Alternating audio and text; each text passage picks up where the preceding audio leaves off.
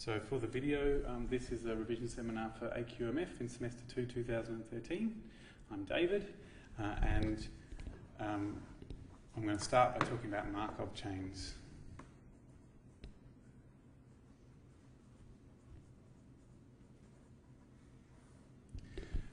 When you read the notes for AQMF, like I did last night, you get the impression that Markov chains are just sort of this random thing that's slotted in the middle and that doesn't really fit with the rest of it.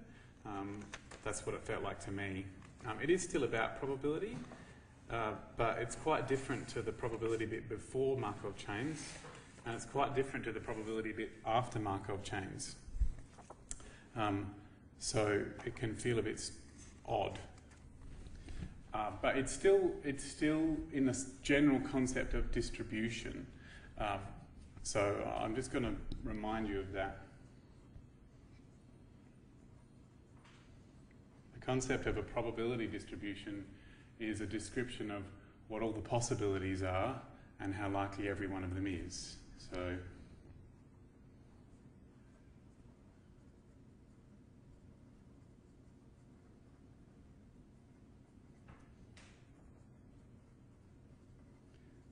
all possible outcomes and how likely they are. And the concept of a Markov chain is that at any particular time there's a new distribution for something. And so Markov chains go with what they call discrete distributions that have several possibilities and there's only a certain number of them. And so what we have is at any particular time there's a different distribution for what could happen, for how likely the different things are. So what we have is this process, and there's various possible outcomes. So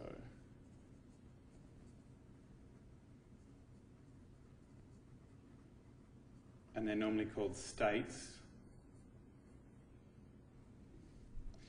And the possible outcomes don't change from one time to the next, but the probabilities of them change.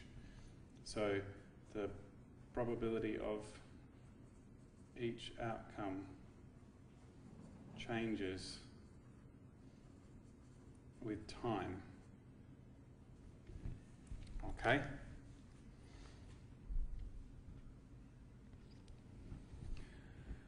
And that's the big idea, is that you're going, all right, I have several possible outcomes or possible states, things that I could say about a person or object, and the probabilities of them being that thing are different at different times. Today it's this, tomorrow it's a bit different, the next day it's a bit different, the next day it's a bit different. And as you move from one time to the next, the probabilities change. And the thing that tells you how the probabilities change is a transition matrix. So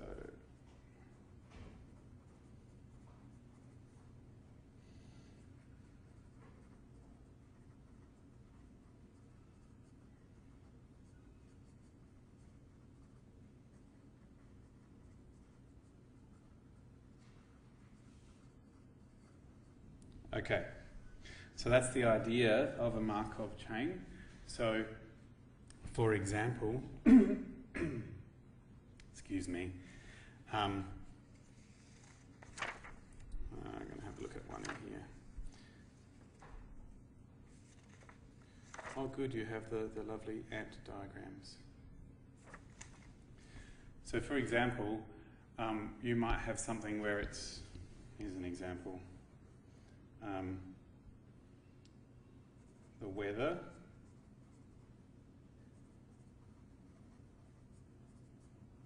has three states, which might be sunny, cloudy, and rainy. And each of those has a probability of happening. But that probability changes depending on what you know about today. You know, obviously if it's raining today, it's probably more likely to be raining tomorrow than it would be if it was sunny today.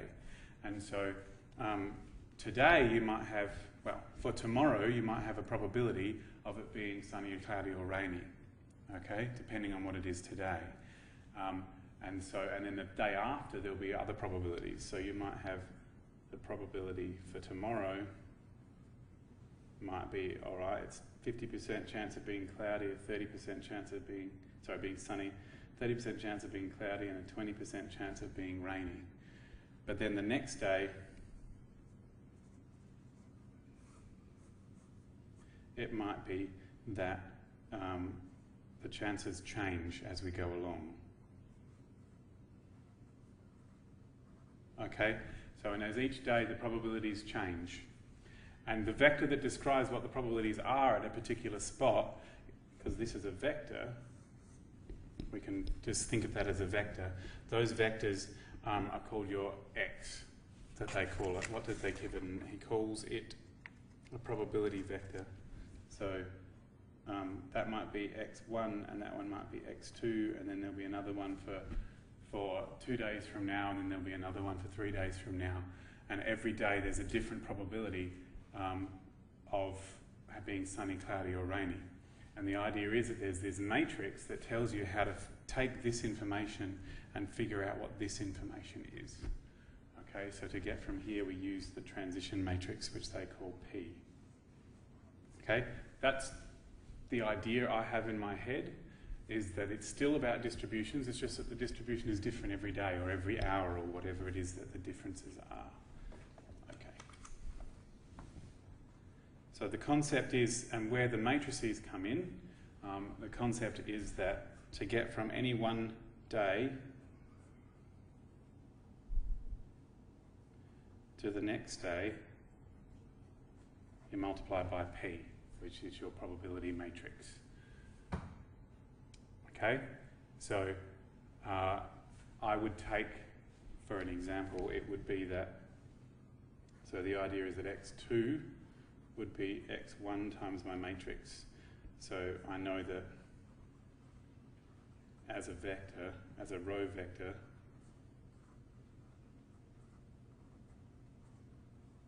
and there'd be a big matrix P over here. That's the idea behind it, that in order to figure out what this is, knowing what this is, I can just times by P and it will give me the correct answer. Okay, that's the idea behind it. And I need to do a proper example with a proper matrix in it so that you can see what is going on there. So, a different example. Okay. So, in your notes there was a couple of examples. Here's one.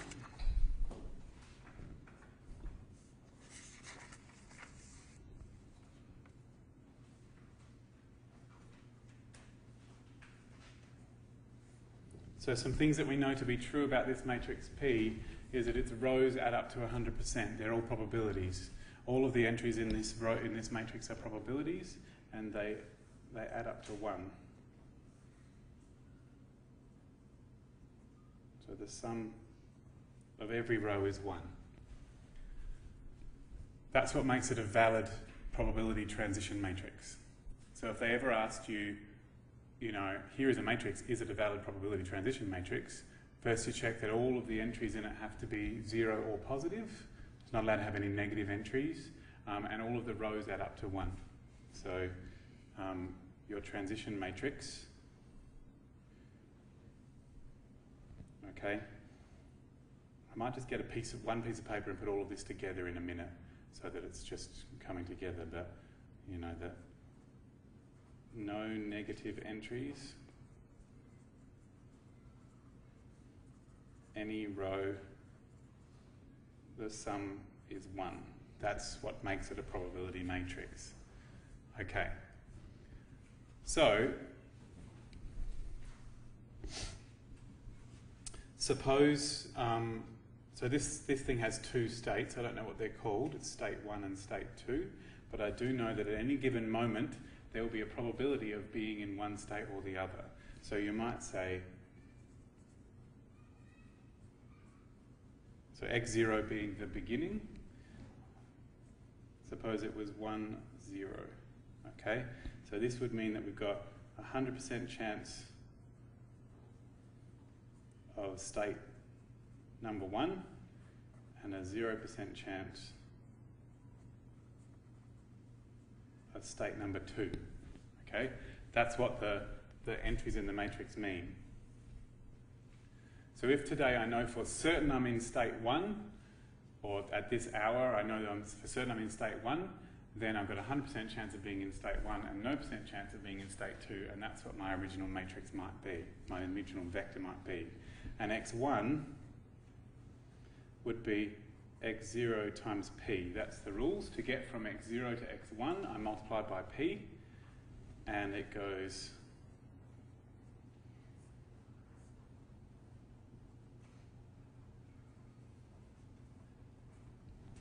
all right. And I just multiply that out as a matrix, as matrices. So I'll go this times this plus this times this. So row times column will give me 0.7, and this row times that column will give me 0.3. And that is the probabilities of being in state 1 or state 2 next time. So I started with all the probability in state 1, and now I've moved it. Tomorrow, the chances of being in state 1 are 70%, and the chances of being in state 2 are 30%. And so tomorrow, the probabilities of being in those states are different. And then x2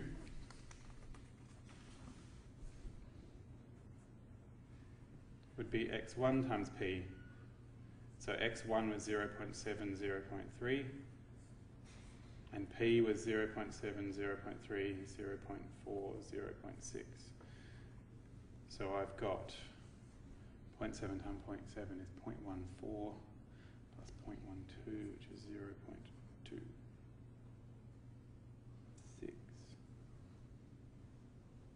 Yep. And 0.3 times 0.3 is 0.09, no, 0.21, 0.18. That doesn't make any sense. Have I done that wrong? Might need a calculator if someone wouldn't mind. That's 0.14. That's 0.12. So that should be 0.26. That's 0.21. It's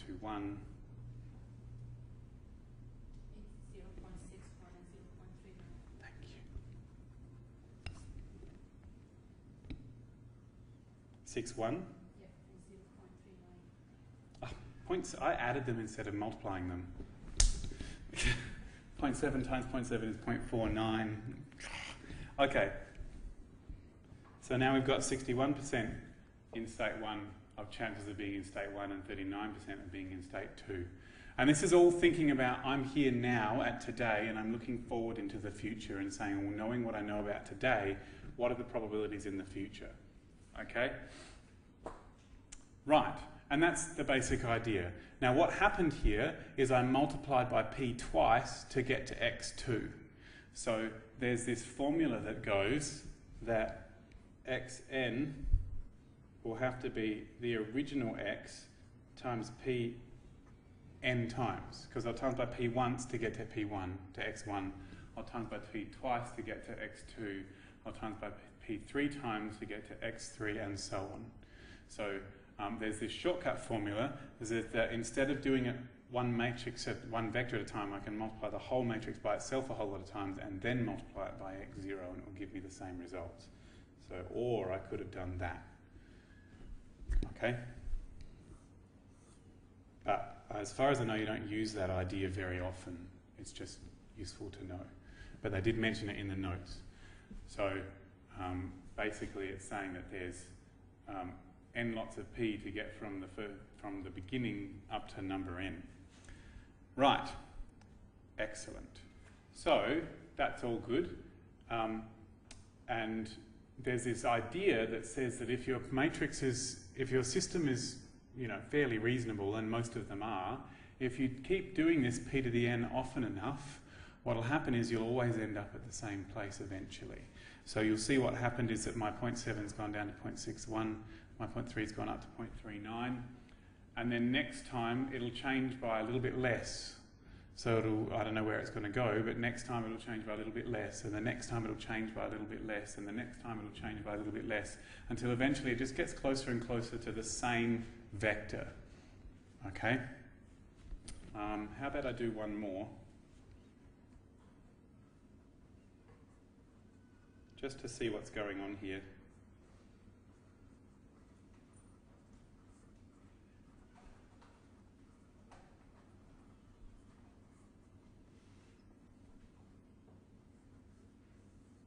All right, can someone do that for me? Because I'm not going to do that one in my head.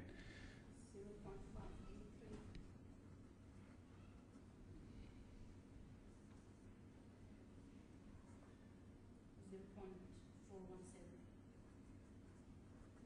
So you see what happened is, from here to here, it changed by 0.09. From here to here, it only changed by quite a small amount. That's 0.03-ish. So every time you do it, the vector will change by a little bit less. And so eventually it will just get closer and closer and closer to the same value at the end. So that's this idea that there's this, what they call a steady state. If you go far enough into the future, then what you have today isn't really going to affect what's going to happen in 100 steps' time. And so no matter what it is today, in 100 steps' time, it'll be the same anyway. Okay? So you could, if you wanted to, just keep multiplying by p 1,000,000 times, and that would be where it goes. But eventually, you're getting to a vector that is really not going to change when you multiply by p, because you're so close, it never changes, it changes by less and less each time. So if you go far enough, it's approximately the same as it was before. So eventually,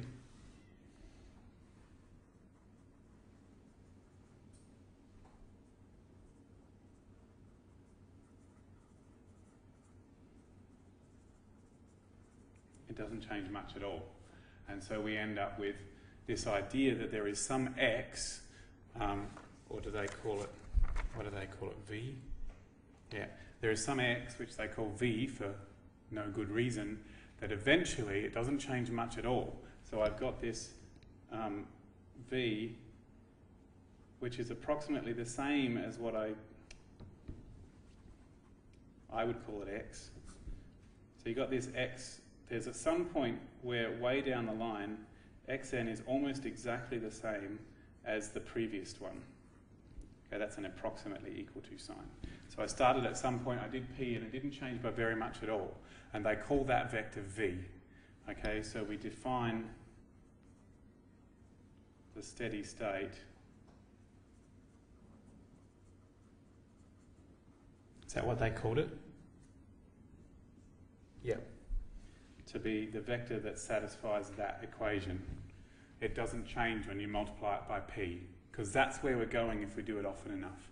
What I'm going to do in a second is lump this all together all on one page, so it just has the most important information, because this is what I need to do to explain it.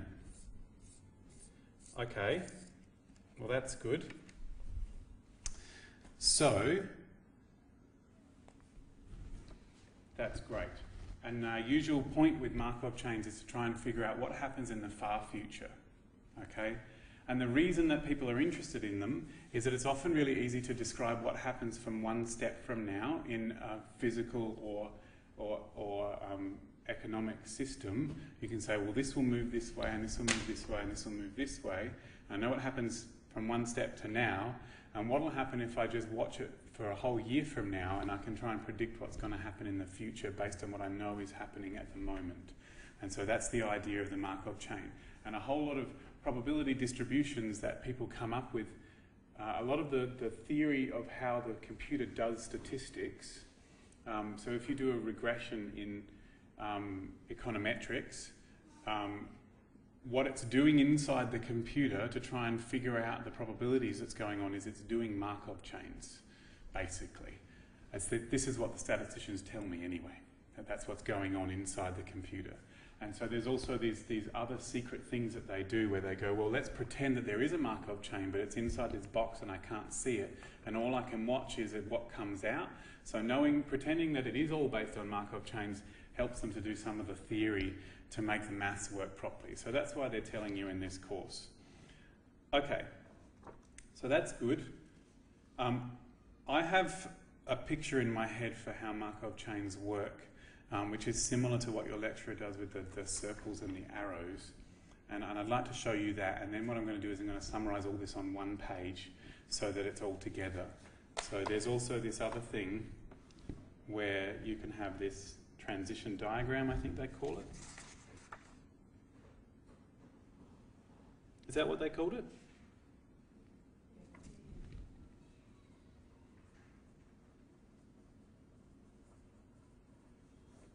Okay. So the concept of Markov chains is that you have objects, people or days or whatever they are, or cities or whatever it is they are, or years, and there's a probability of them being in a certain state. And so what you imagine is that your people or objects are little blob. Well, I imagine them as ants, as in ants. Okay. Okay, and so what we have is we have this diagram with all the possible states, state number 1, state number 2, state number 3, or maybe it's A, B, C, or whatever it is. And it's like one of those things that you had as a kid, that you collect ants from outside and you put them in a little glass box and they all run around inside it. That's the idea that's in my head when I look at a transition diagram. And so what we have is we have all these tubes that go from one to the other. So there's tubes that sort of go this way, and this way, and this way. And there's ones that go back this way, and this way,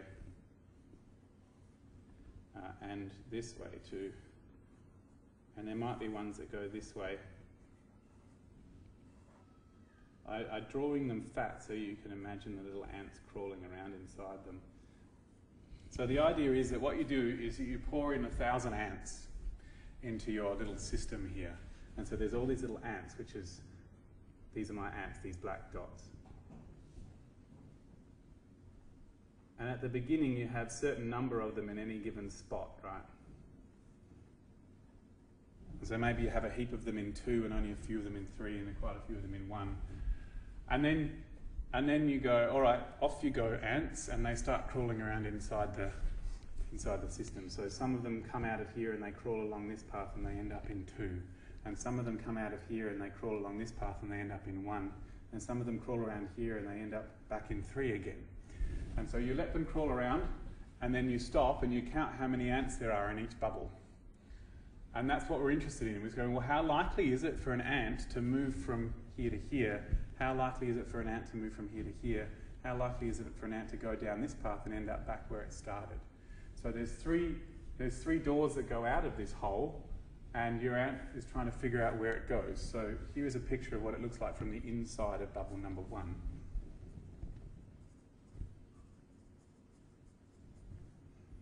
So here we are inside bubble number 1, and we've got our ant, and there's 3 doors, and he tries to go out one of the doors, right? And this door goes, here we are in bubble number 1, right? And this door goes to bubble number 1 again, and this door goes to bubble number 2, and this door goes to bubble number 3. And he has a choice as to which one he goes into, right? He's thinking, which one am I going in? And so he's much more likely to go into one door than another.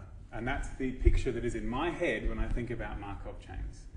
Okay? And the steady state vector is you go, well, let's pour in 1,000 ants, and let's just let them go, and in a couple of days, in a month's time, we'll come and we'll look at where the ants are. And all the time the ants are moving. They're moving from one place to another all the time. And then eventually, even though the ants are moving all the time, well, the same number that are coming out of here are going to be coming in from, the same number that are going out from 1 are going to be coming in from 2 and 3 eventually, overall. So you get to this equilibrium, they call it. So Markov chains are actually really useful for chemists who are studying chemical processes, because inside your Coke bottle, it doesn't fizz while the top is closed, and that's because there's actually air, carbon dioxide coming out of the Coke, but the same amount is coming from the air into the Coke while the top is closed. But once you open it, it can escape right into the air, and so it all comes out. So it's the same idea, and chemists use this concept as well.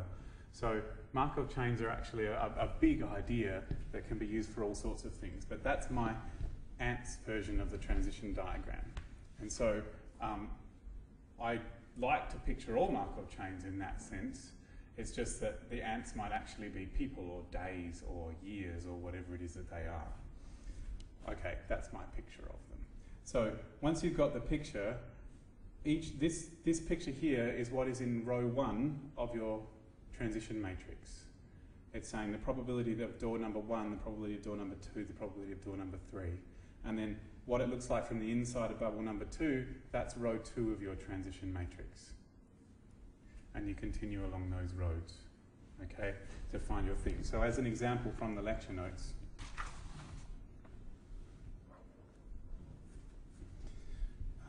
they have one in the lecture notes. Well, I'll just make one up of my own.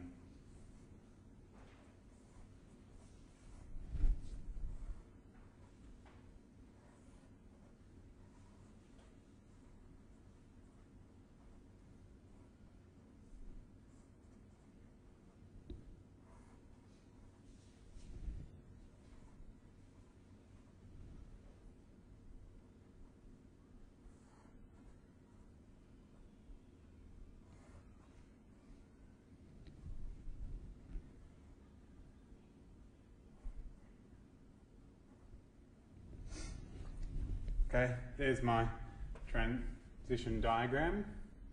So let's just think about what happens to the ants that live in this transition diagram, and we can make our matrix.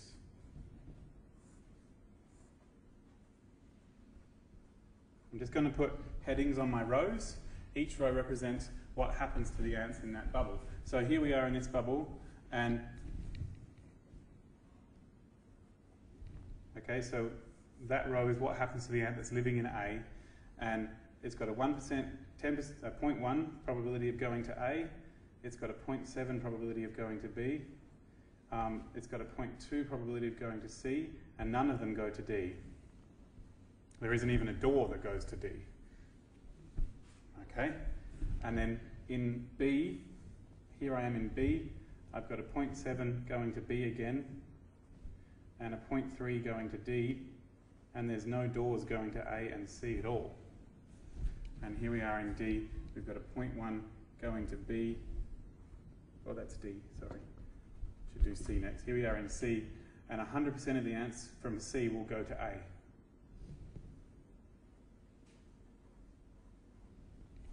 And here we are in D, I've got 0.1, 0.8 going to A, 0.1 going to B, 0.1 going to C, and none of them are coming back to D. So if you can turn your story into a transition diagram, then you can turn your transition diagram into a matrix. But you can also turn stories directly into matrices as well.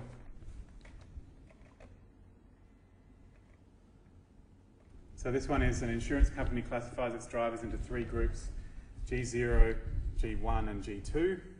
The probability that a driver in G0 will have an accident the next year is 0.15, and will have 2 accidents with probability of 0.05. So in this case, my ants are drivers, and the bubbles they can live in is G0, G1 and G2. So remember that each row of your transition matrix tells you what will happen to one particular, to an object which is in that particular state. So the row that goes at G0 will have, so this is example 4 from the lecture notes.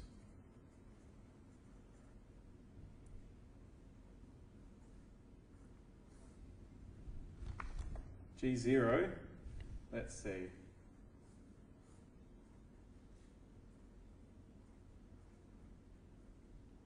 All right. So G0, probably they'll have 1 accident in the next year is 0.15, so to go to G1 would be 0.15, and my time step is a year. It takes a year to get to the next step. The probability that they'll have 2 accidents is 0.05, and so the probability that they'll stay not having any accidents will be whatever is left, because it has to add up to 100%. So this is 0.2, so this must be 0.8 here. And then it says, blah, blah, blah. While the probability that a driver in G1 with 1 accident will have another accident in the next year is 0.1. Okay, so a person who's already had an accident can never go back to not having had any accidents anymore, and so we can't go back. Person who's already got an accident, if the probability of having another accident is 0.1, and so the probability of staying at still only having one accident is 0.9, and then the people who have 2 accidents, well, they can't go back in time and remove their accidents, and so that's the rest of the table. And so that is my transition matrix. Okay, so that's making transition matrices. So there's one last step, which is finding the steady state vector, which we haven't covered. So let's look at that.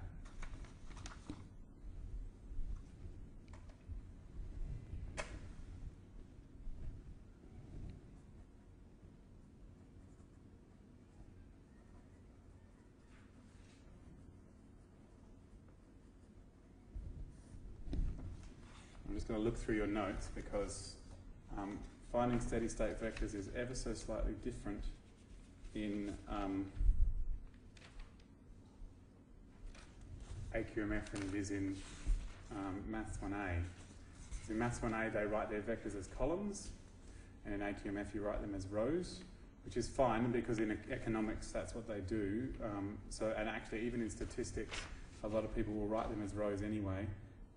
But most of the things that we do to matrices to try and solve equations are actually row operations, and they actually assume that everything's columns. So I'm just going to have a look at how this is done in yours.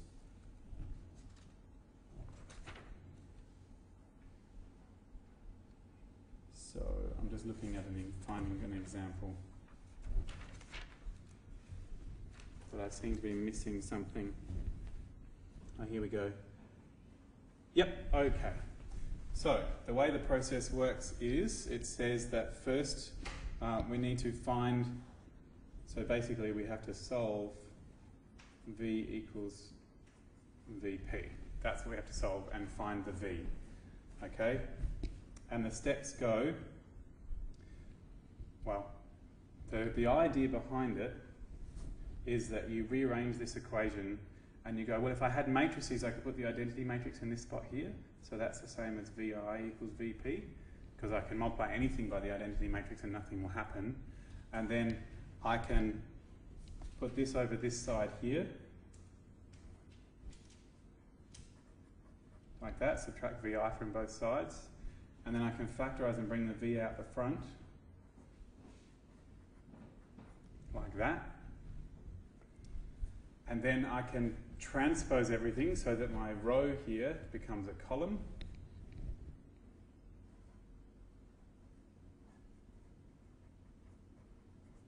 When you transpose things, you have to switch the order. And now I can solve this, okay? Because now this is, I can get that matrix and chuck it here. And then my answer is 0, 0, 0, and I can do row operations or Gauss-Jordan elimination to solve that problem. So that's the idea behind it. You don't have to write any of that down if you don't want to, but what you can do is you can, so these are my steps then. So first I should find what P minus I is, then I'll transpose it. I'll do my row operations, produce row echelon form, and then I'll use my free variables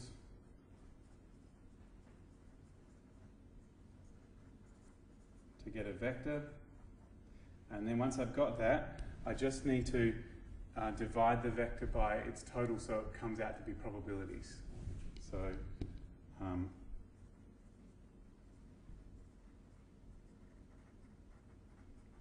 make sure it sums to 1. So that's the process. Is it just me, or are there very few examples of this in the lecture notes? Is it just my impression? Yeah, okay. All right. So I'm just going to make one up. Is that right, that there's like only one example? Surely there'd be one in the tute or something that someone did, maybe?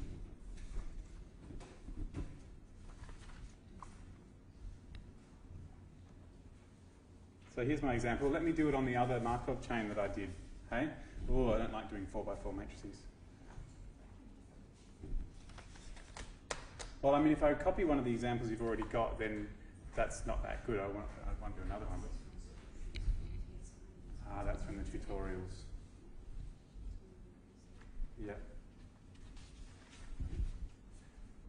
Oh yeah, so you can see, let's just actually analyze one of these. This is from one of the tutorials.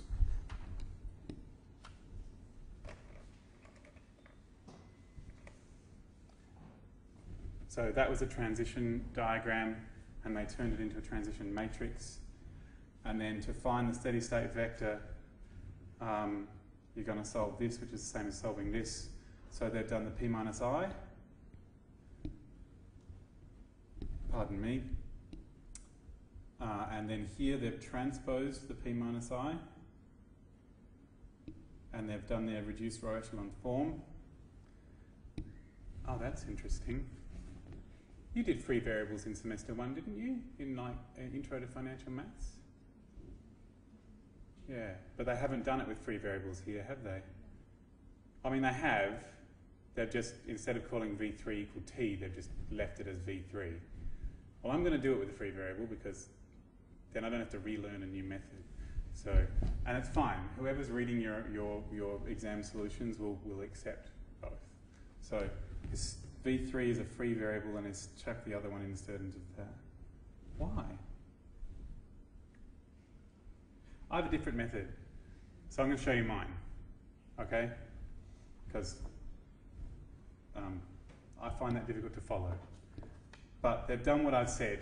Okay? They've put in the free variable, which is that, and they've arranged for all three of them to add to 1.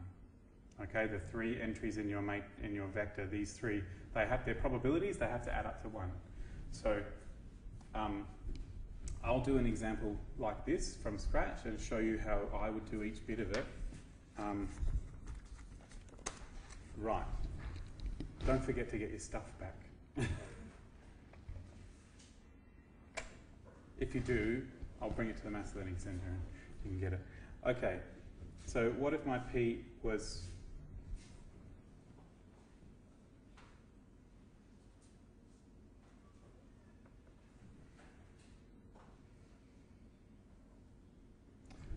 should I make it easy for myself? I have no clue if this is going to work at all, I'm sorry. I should really have thought really carefully about. That'll be fine.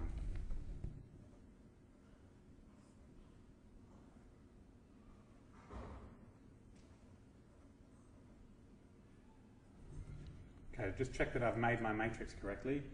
1, 6 and 3 is 10, yep, 8 and 2 is 10, 3 and 3 is 6 and 4 is 10. Okay, so all my rows add up to 1, so it really is a probability matrix. So if you're ever making up examples of your own, it's quite nice. And most of the time when you're doing maths, if you make up examples, it'll turn into a horrible mess because you haven't found one that will work nicely. But this one is easy. You can make them up as you like. Okay, so to find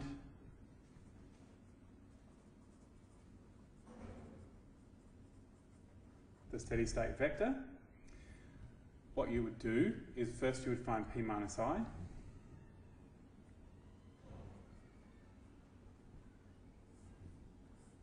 So that means that you take p and you subtract 1 from the diagonal.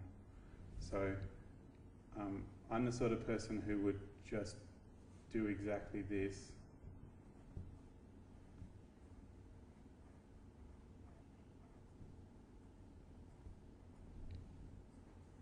I would write p and put the minus 1s in just so I don't get it wrong. Okay? So I've got minus 0.9, 0.6, 0.3, 0, minus 0.2, 0.2, 0.3, 0.3, minus 0.6. So that's what I've got there now. Okay? And then I need to transpose it.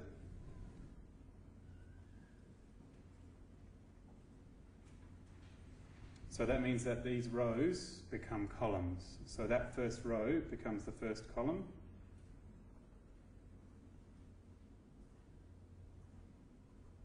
That second row becomes the second column. And that third row becomes the third column. And then I need to do my row operations. So your lecturer and most people write it with the brackets at each stage. I can't be bothered, so I just do a table like this.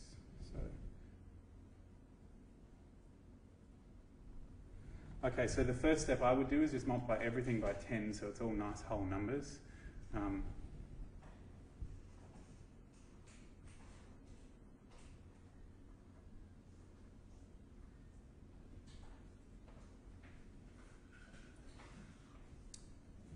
And then my next stage is I would probably divide everything by common factors if there were any, but I can't see any. So now I would either ask a calculator to do this step, or I would start trying to find bits of an identity matrix. So I need a 1 in this column and zeros everywhere else. So I need a 1 in that spot and zeros everywhere else. Just looking at it, I can see that these are both multiples of 3, so it's probably going to be quickest if I just do this now. Just let me write down the row operations I did so that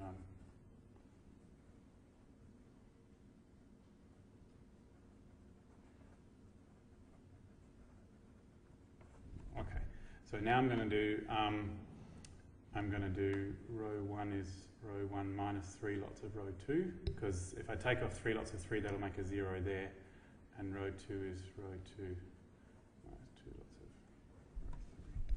This is how I would do it. If you had a graphics calculator, you could get it to do the reducer echelon form for you. This minus 2 of that would be minus 6. This minus 2 of that would be 3 plus 12, which would be 15. This minus 3 of that would be 0. This minus 3 of that would be minus 6. This minus 3 of that would be 3 plus 18, which would be 21. Oh, have I done something wrong?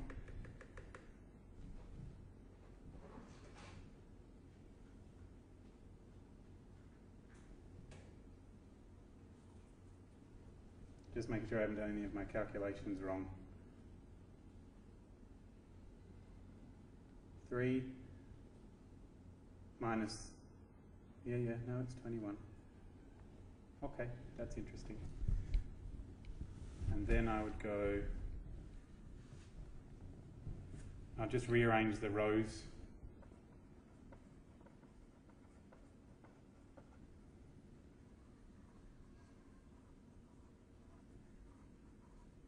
This is what happens when you make up an example of your own. In an exam, they'll make one that won't be too much work. And I need a 1 in that spot there, don't I?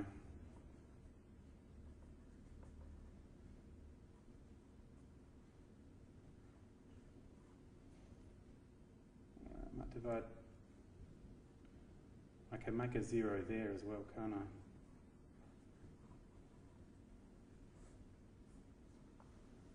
You get to see David doing things from scratch.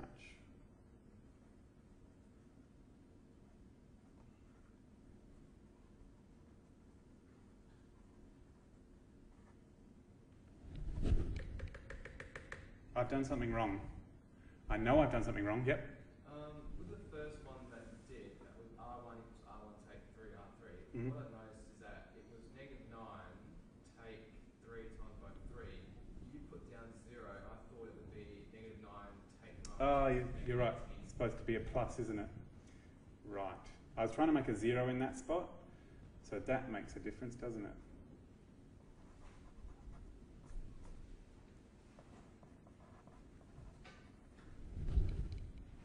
Much better. Thank you. That's making my life so much easier.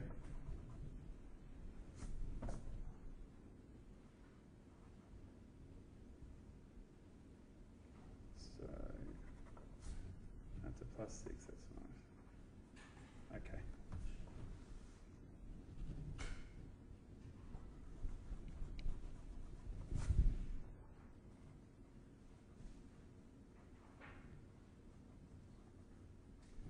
Right.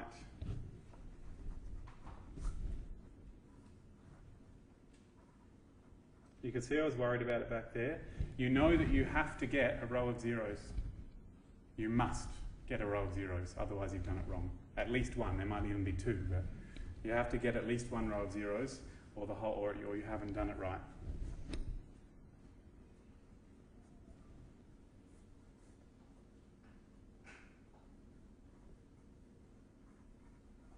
So 15 divided by 6 would be the same as 5 divided by 2. So there's one final stage, row 1 is row 1 minus 2/3 of row 2, which is not happy.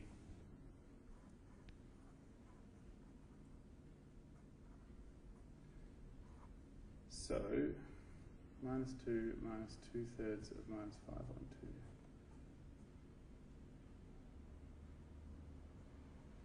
And minus 2 would be minus 6/3, which is minus 1/3. Awesome. Okay. So that's my final version. You can check if you're doing it right because there must be a row of zeros. And this bit here, they all have to be negative or it's not correct. Okay. The reason that has to work is that your final answer has to be probabilities. And in order for them to be probabilities, you're going to need them to be positive. So these being negative means that when I move them to the other side, they'll become positive. So I'm going to let my third variable be, so I've got a pivot here and a pivot here. That's what they the words that they would have used back in Intro to Financial Maths, or even in the maths courses taught up in economics. So those are my columns of the identity matrix, and that last column isn't one of the columns of the identity matrix, so it's not one of the basic ones, so that's going to be a free variable. And then I know that x1 minus 1/3 of x3 equals 0, so x1 is actually 1/3 of t. x2 minus 5 over 2t is 0, that's this equation. So I've got x2 equals 5 over 2t. So I'm ending up with, as rows, x1, x2, x3 is in fact, x1 was 1/3 of t, x2 was 5/2 of t, and x3 was t. So the nice thing about this is that I can bring the t out the front, like that. And this is telling me that no matter which t I pick, it would have solved that original equation. So that VP equals V, original equation, no matter what number t I put in that spot, this will work in that original equation. That's what this is saying. And I can choose any t I want. And what I need to do is pick the t so that all of this adds up to 1, because currently it doesn't add up to 1. So the simplest way of dealing with this is you can just multiply everything by something so that it all comes out to be whole numbers.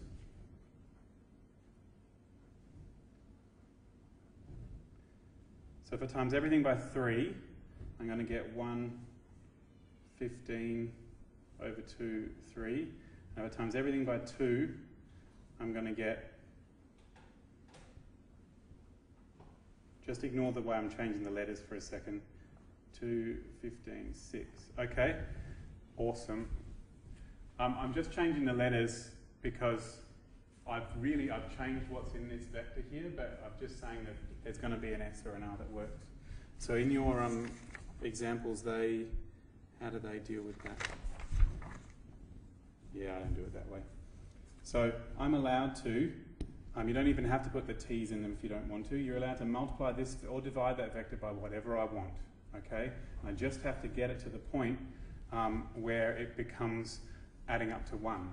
So now it currently adds up to 15 plus 2 is 17 plus 6 is 23.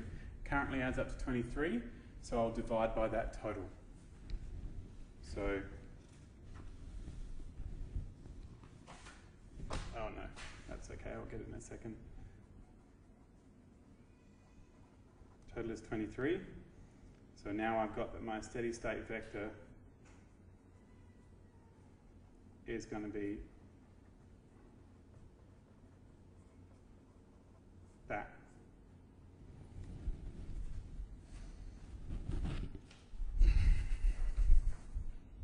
That's the key. I've got it. I've got a nice way of writing this.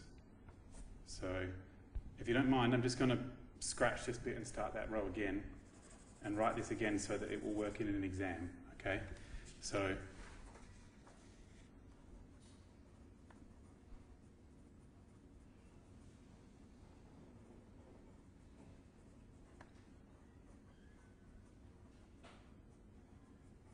the steady state vector is a multiple of this, okay?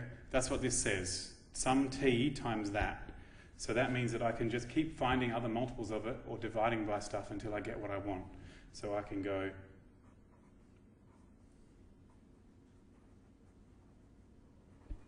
that's timesing by 3. I can times by 2.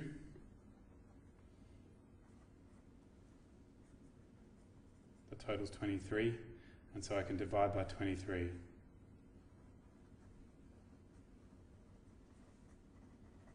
And that's a perfectly acceptable way of doing your working. I find the whole solving equations bit in the other one a little bit tricky to cope with, but I do like this, okay? So this one I've times by 3, this one I times by 2, and this one I divided by 23. And so now, because it added up to 23 before, now the total is 1. Okay. So that's how I would do the work and define the steady state vector. So that means in the long term, 2/23 of my ants are in category number in bubble number 1, and 15 out of 23 of the ants are in bubble number 2, and then 6 out of 23 of the ants are in bubble number 3. So it's most likely to be in the second category in the long term. That's what that means. That one there. And that's how I would do Markov chains. So, yes. So, really the nicest bit of that is the finding the... I've actually done quite well there with my transition diagram. That's really the let's just go back and see if we can put all that together, hey? So, what have I said? Where is the time up to? Oh wow, that took totally longer than I thought.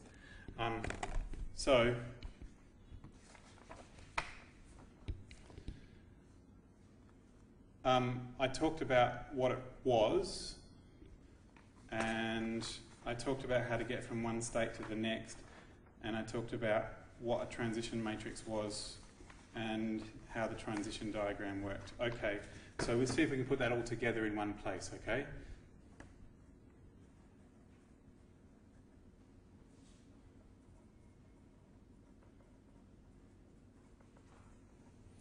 Now, you all know how to study, you survived semester 1.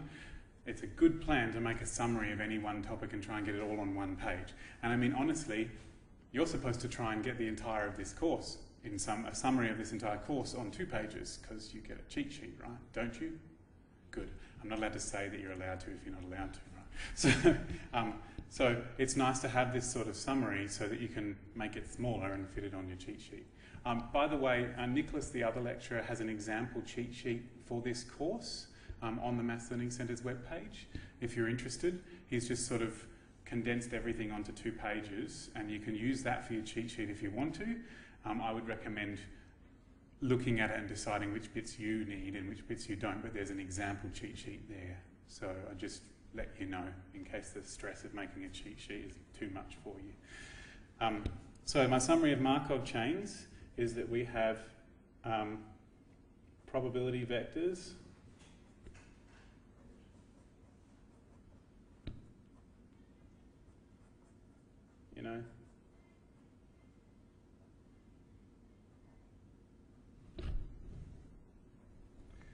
x0, x1, x2, all the way up to xn and so on. And you've got a transition matrix.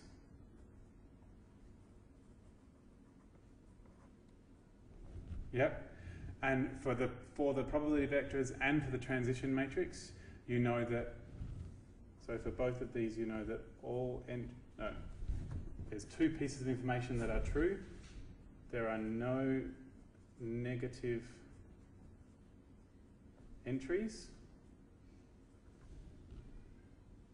and all rows of anything, whether single rows or rows of the matrix, sum to give 1. Okay?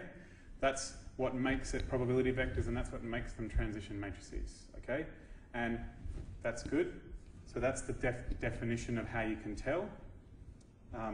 So there's a classic exam question where they'll give you a transition matrix and they'll have bits missing, and it'll say, what's the missing entries? And you'll go, well, this row has to add up to 1, so the missing one has to be this in order to make it work. And you also know that there's the general formula of how to get from one to the other.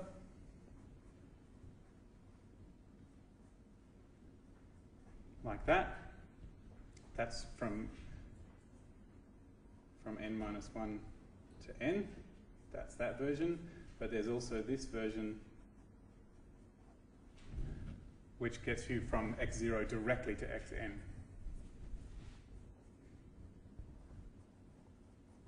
Okay? That's how to get from one state to the next. And then there's transition. There's getting from information to transition matrix / transition diagram. So we have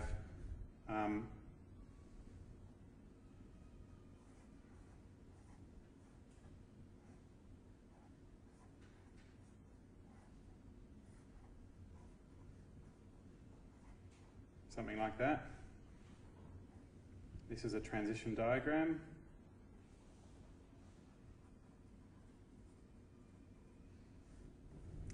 And we can turn it into a transition matrix.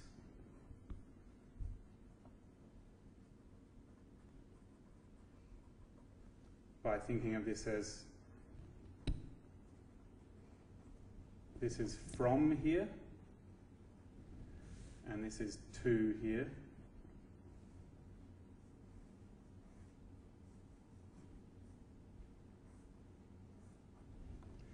And this row represents what happens starting from A and the probability of getting into the other spots. So this row is how to get from that, and this row is how to get from that. Now I know that's not particularly good, but that's how I think of it one row at a time. So probability of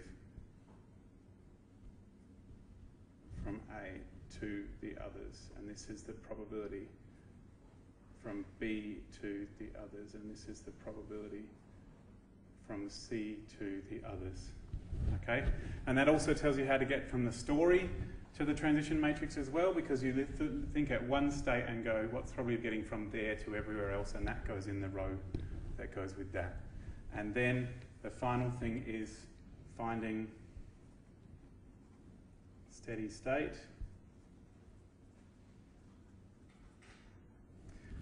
And so what we have to do is we have to solve V equals VP. Yep. And so that has these steps. We find P minus I, we transpose, we find our RREF, and we find, well, this is how I do it. I put in my free variables,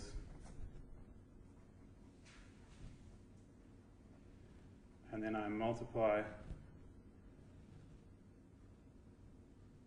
and divide. Crap. I did multiply till they're whole numbers, and then I did divide by the total. That's what I did. And that is pretty much the whole of Markov chains on one page. How are we feeling about that? Yep? When you're doing the Russian, Yep. can you just, like, will you still get marks if you just whack it in that row and just write the final? I don't think they care. I think it's okay to just use your calculator. And usually in an exam, they'll give you one that will only take 1 or 2 row operations anyway. So mine took, a heap, but they won't usually give you a 3x3 in an exam because there's too much other stuff to do. But I will say, calculator, okay. Yep. Yeah, I just didn't have one, and I find the process of getting the matrix into the calculator too much effort for me. Yeah, so I would say that very first step of multiplying everything by 10 or 100 or whatever to get rid of all the decimal points before we put into the calculator will save you a bit of time, because you don't want to have to go minus point whatever. Yeah, so ignoring the bit after, ignoring the decimal point and just copying that bit is probably quicker overall. You want to save time as much as you can in an exam. So, but yes, I think they'll be okay with you using your calculator, because they wouldn't let you have a graphics calculator if they weren't okay with that.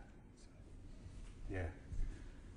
In something like Maths 1B, they'll give them matrices that have like a letter in them, so they can't use their calculator, but they won't do that to you in AQMF, because they're not that nasty to you guys. They're nasty to the other people because they go, oh, you're engineers, you can cope, you've got like 3 more years of maths to do. So maybe they just want to scare them off so there's not so many in second year, I don't know. Because there's still like 700 of the engineers in the second year engineering maths course. So I think that they just want to scare them away, maybe. Or not sure. That's just speculation. Okay, did you want me to talk about anything else, or any other questions on Markov chains before I move on to anything else that you want to talk about?